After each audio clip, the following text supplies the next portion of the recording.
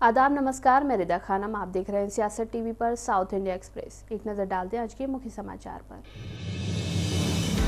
तेलंगाना के मुख्यमंत्री रेवंत रेड्डी ने पूर्व प्रधानमंत्री और प्रसिद्ध अर्थशास्त्री डॉक्टर मनमोहन सिंह के निधन पर गहरा सदमा और दुख व्यक्त किया है। एक हार्दिक संदेश में मुख्यमंत्री ने कहा कि डॉक्टर सिंह के निधन से देश ने एक असाधारण नेता को खो दिया है। भारत के आर्थिक परिदृश्य को आकार देने में डॉक्टर सिंह की महत्वपूर्ण भूमिका पर प्रकाश डालते हुए मुख्यमंत्री ने कहा कि वित्त मंत्री के रूप में उनके कार्यकाल के दौरान देश में आर्थिक सुधारों की शुरुआत देखी गई। उन्होंने एक अर्थशास्त्री, शिक्षाविद, रिजर्व बैंक गवर्नर, राज्यसभा सदस्य, विपक्षी नेता और प्रधानमंत्री के रूप में देश के लिए डॉक्टर सिंह के व्यापक योगदान की सराहना की। रेवंत रेड्डी ने कहा कि डॉक्टर मनमोहन सिंह ने अपने शानदार करियर के दौरान देश को अमूल्य सेवा प्रदान की। एक दशक तक प्रधानमंत्री के रूप में यूपीए सरकार का नेतृत्व करते हुए उन्होंने कई अभिनव कार्यक्रमों का नेतृत्व किया, जिससे देश में महत्वपूर्ण प्रगति हुई। मुख्यमंत्री ने डॉक्टर सिंह के निधन को अपूरणीय क्षति बताया और उनकी आत्मा की शांति के लिए प्रार्थना की। पूर्व प्रधानमंत्री मनमोहन सिंह का 92 साल की उम्र में एम्स में निधन हो गया। तबीयत बिगड़ने के बाद गुरुवार शाम को अस्पताल में भर्ती कराया गया था। उन्होंने गुरुवार रात 9:51 पर अंतिम सांस ली। मनमोहन सिंह साल 2004 से 14 तक 2 बार प्रधानमंत्री रहे। उनकी गिनती देश के बड़े अर्थशास्त्रियों में होती थी। उनके निधन पर एमआईएम चीफ असदुद्दीन ओवैसी ने शोक व्यक्त किया। उन्होंने कहा कि मैं हमेशा एकमात्र ऐसे प्रधानमंत्री के रूप में याद रखूंगा जिन्होंने अल्पसंख्यकों और पिछड़े वर्गों सहित भारत के हाशिए पर पड़े लोगों के उत्थान के लिए गंभीर प्रयास किए। जानिब से हमारे प्राइम मिनिस्टर जनाब मनमोहन सिंह साहब के इंतकाल पर अपनी जानिब से, अपनी पार्टी की जानिब से उनके अफराद ख़ानदान को ताज़ियत पेश करता हूँ। और ये बात सच्चाई पर मुबन्नी है कि मनमोहन सिंह साहब एक पार्टीशन के रिफ्यूजी थे और उसके बाद उन्होंने अपनी ज़ाती मेहनत और ईमानदारी से वो तरक्की करते गए।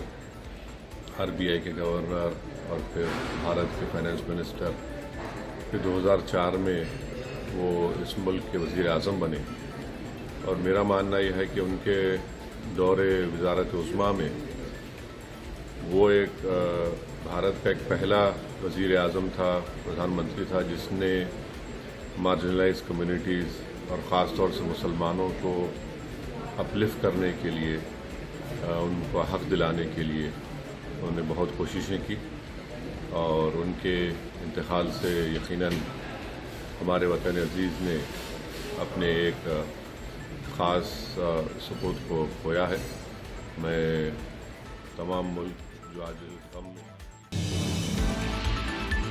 पूर्व पीएम मनमोहन सिंह के निधन पर केंद्रीय मंत्री जी किशन रेड्डी ने कहा कि एक अर्थशास्त्री, आरबीआई गवर्नर, वित्त मंत्री और पीएम के तौर पर मनमोहन सिंह ने देश के लिए बहुत काम किया है। उन्होंने बड़ी प्रतिबद्धता और आत्मविश्वास के साथ फैसले लिए। उनके फैसलों के कारण देश स्थिर आर्थिक स्थिति में है। Manmohan Singh ji as a economist, as a Reserve Bank governor, advisor, and also finance minister, as a prime minister, वो देश के लिए बहुत काम किया है। स्पेशली इकोनॉमिकल रिफॉर्म्स जो देश में लाए हैं, वो बहुत कमिटमेंट के साथ, विश्वास के साथ वो निर्णय लिया है।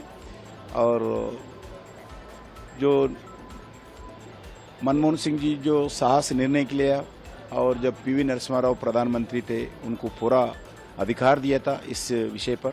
इसके कारण देश जो इकोनॉमिकल क्राइसिस आप अलग अलग देशों में देख रहे, वो स्थिति देखते हुए जो मनमोहन सिंह जो निर्णय के कारण आज एक स्टेबल इकोनॉमिकल सिचुएशन भारत में है। इसका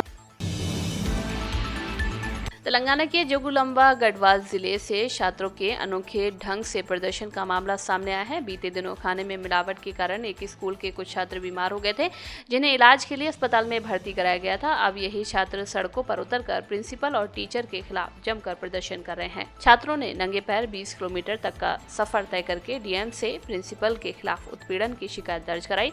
बिजूपल्ली बॉयज गुरुकुल 6ठी कक्षा से 12वीं क्लास तक के करीब 620 छात्र पढ़ते हैं। इसमें में 10वीं और 12वीं के छात्रों ने रैली निकालकर जिलाधिकारी से प्रिंसिपल की शिकायत की। छात्रों का कहना है कि अगर वो हॉस्टल के खाने की शिकायत उनसे करते हैं तो वो उन्हें टारगेट करते हैं, उन्हें पीटते हैं। इसके साथ जब अभिभावक छात्रों से मिलने आते हैं तो प्रिंसिपल उनके साथ भी बदतमीजी करते हैं। इसी के साथ छात्रों ने आरोप लगाया कि जो भी छात्र स्कूल की खामियों की शिकायत करते हैं, प्रिंसिपल सर उन छात्रों को निलंबित कर रहे हैं, साथ ही खाली हुई सीटों को मोटी रकम में बेच रहे हैं। इन सब शिकायतों के बाद डीएम ने प्रिंसिपल पर कार्रवाई की और जांच का आश्वासन दिया।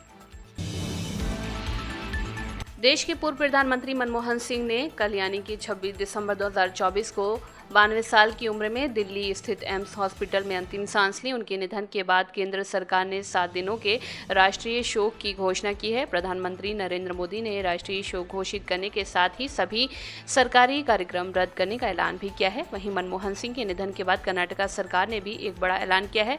पूर्व प्रधानमंत्री डॉक्टर मनमोहन सिंह के निधन के बाद कर्नाटक सरकार ने उनके सम्मान में आज राज्य भर के सभी स्कूलों और कॉलेजों में अवकाश की घोषणा कर दी है। इसके अलावा राष्ट्रीय शोक के दौरान कर्नाटक में स्थित सभी सरकारी भवनों पर लगे झंडे आधे झुके रहेंगे। कर्नाटक सरकार ने एक बयान जारी कर डॉक्टर सिंह के निधन पर गहरा दुख व्यक्त किया। पूर्व प्रधानमंत्री डॉक्टर मनमोहन सिंह के निधन पर कर्नाटक विधानसभा का झंडा आधा झुका दिया गया है। पूर्व प्रधानमंत्री सिंह के निधन पर कर्नाटक के deputy CM DK Shivakumar ने कहा कि भाग्य हमारे हाथ में नहीं है, लेकिन मुझे ये कहते हुए गर्व हो रहा है कि हालांकि मनमोहन सिंह अब नहीं रहे, लेकिन वो अभी भी जीवित हैं। राष्ट्र के लिए उनके योगदान को बदला नहीं जा सकता। तमिलनाडु में अन्ना विश्वविद्यालय की एक छात्रा के साथ हुए कथित यौन उत्पीड़न का मामला गर्माता हुआ दिख रहा है। इस घटना ने राज्य की राजनीति में हलचल मचा दी है। भारतीय जनता पार्टी और एआईएडीएमके ने इस मुद्दे को लेकर विरोध प्रदर्शन शुरू कर दिया है। भाजपा ने आरोप लगाया कि आरोपी डीएमके का पदाधिकारी है, जबकि सत्तारूढ़ पार्टी डीएमके ने इन आरोपों को खारिज कर दिया है। भाजपा की तमिलनाडु इकाई के अध्यक्ष के अन्नामलाई ने आरोपी की डीएमके नेताओं के साथ तस्वीरें दिखाते हुए आरोप लगाया कि आरोपी सत्तारूढ़ पार्टी की छात्र शाखा का पदाधिकारी है। उन्होंने दावा किया कि आरोपी ने पार्टी से जुड़े होने के कारण अपराध को अंजाम दिया और पुलिस ने इस पर कार्रवाई नहीं की। विरोध प्रदर्शन को और प्रभावी बनाने के लिए अन्नामलाई ने ऐलान किया कि वो आज अपने आवास के बाहर खुद को 6 बार कोड़े मारेंगे।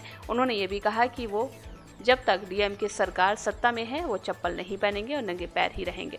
इसके बाद भाजपा तमिलनाडु अध्यक्ष के अन्नामलाई ने आज कोयम्बटूर में अपने आवास के बाहर खुद को कोड़े मारकर पुलिस और राज्य सरकार की उदासीनता पर विरोध जताया। इस मामले में विरोध कर रहे अन्ना द्रमुक के सीनियर नेताओं को पुलिस ने हिरासत में ले लिया। भाजपा की सीनियर नेता तमिलिसाई सुंदराजन ने भी पुलिस की कार्रवाई की निंदा करते हुए कहा कि यौन अपराध बढ़ रहे हैं और सरकार और पुलिस निष्क्रिय बनी हुई है।